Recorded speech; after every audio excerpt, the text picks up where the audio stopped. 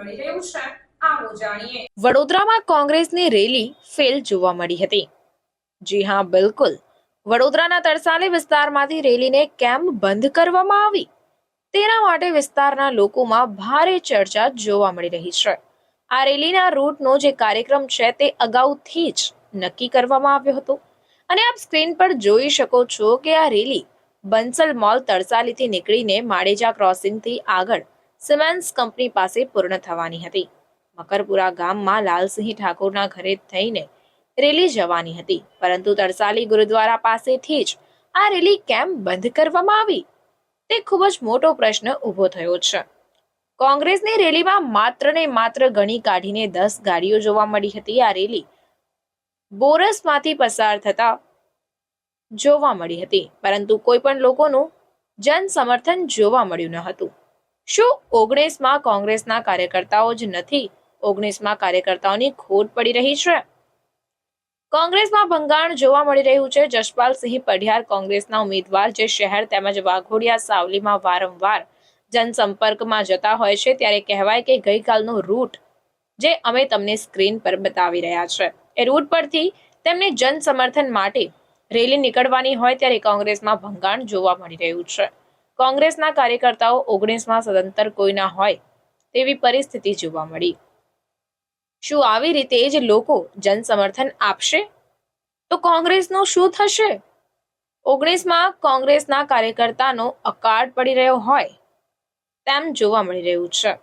લોકસભાની આટલી મોટી ચૂંટણી જ્યારે લડવા નીકળ્યા હોય ત્યારે કોંગ્રેસને માત્ર ને માત્ર 5-10 લોકો સાથે જન સમર્થનમાં નીકળે તો લોકોમાં કેવી રીતે વિશ્વાસ આવશે? કોંગ્રેસમાં કાર્યકર્તાઓની ખોટ છે તે સ્પષ્ટપણે જોવા મળી રહ્યું છે। આનું કારણ એક જ હોઈ શકે કે વર્ષોથી કોંગ્રેસમાં કામ કરતા કાર્યકર્તાઓ હોદ્દેદારોને ચૂંટણીમાં સમયમાં બાકાત રાખવામાં આવતા હોય છે અને ચૂંટણીના સમયે નવા લોકો વહીવટ કરતા જોવા મળતા હોય છે, ત્યારે કોંગ્રેસના જૂના કાર્યકર્તાઓમાં નારાજગી જોવા મળતી હોય છે। કોંગ્રેસમાં કોઈ પણ જાતનું શિસ્ત કે કોઈ પણ જાતનું જે કહેવાય કે સિસ્ટમ અનુશાસન ક્યારે પણ આ પાર્ટી જાળવી શકી નથી। તેના માટે જ કાર્યકર્તાઓ દિવસે ને દિવસે તૂટતા જોવા મળી રહ્યા છે। કેવી રીતે કોંગ્રેસ સત્તામાં આવે? કારણ કે કોંગ્રેસના જે પદાધિકારીઓ છે, કોંગ્રેસ જે મોટા કદના જે નેતાઓ છે, નાના કદના કાર્યકર્તાઓને આગળ આવવા દેતા જ નથી, તે પણ સૂત્રોના આધારે જાણવા મળી રહ્યું છે। અને આટલા સારા ઉમેદવાર જશપાલસિંહ પઢિયાર જ્યારે કોંગ્રેસને મળ્યા હોય ત્યારે તેમનું પણ મનોભાવ તેમની નજરોથી જોવા મળી રહ્યું છે। કારણ કે કાર્યકર્તાઓ જે ન હોય તો ઉમેદવાર શું કરવાના? વડોદરામાં વર્ષોથી નામ ધરાવતા નેતાઓ કેમ કાર્યકર્તાઓને પૂછતા નથી, પોતાની મનમાની કેમ ચલાવે છે, તેવા અનેક સવાલો ઊભા થયા છે। તો હવે જોવાનું રહેશે કે કોંગ્રેસના કાર્યકર્તાઓને હવે કેવી રીતે રીઝવવાનો પ્રયત્ન કરાશે। વર્ષોથી કોંગ્રેસમાં કામ કરતા વોર્ડ 19ના પૂર્વ કાઉન્સિલર લાલસિંહભાઈ ઠાકોર જ્યારે આ રેલીમાં ઉપસ્થિત હોય ત્યારે પબ્લિક ન જોવા મળે। મોટું નામ ધરાવતા ધર્મેન્દ્રસિંહ રાજપૂત હોય ત્યાં ઉપસ્થિત હોય તો પણ પબ્લિક જોવા ન મળે, તો આ નેતાઓએ પોતાનો વિશ્વાસ પ્રજા પરથી ગુમાવી દીધો હોય તે ચોક્કસપણે જોવા મળી રહ્યું છે।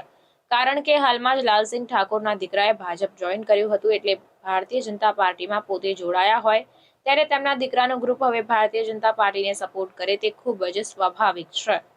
ધર્મેન્દ્રસિંહ રાજપૂત પણ કોંગ્રેસમાંથી કાઉન્સિલર રહી ચૂક્યા છે, પરંતુ ખાસ કંઈક કાર્ય કર્તામાં વિશ્વાસ પેદા કરી શક્યા નથી। વારંવાર કોંગ્રેસમાં ભંગાણ જોવા મળી રહ્યું છે, તો મુખ્ય કોંગ્રેસ કાર્યાલય પર પણ વિવાદ સર્જાયા હોય તેવું સૂત્રોના આધારે જાણવા મળી રહ્યું છે।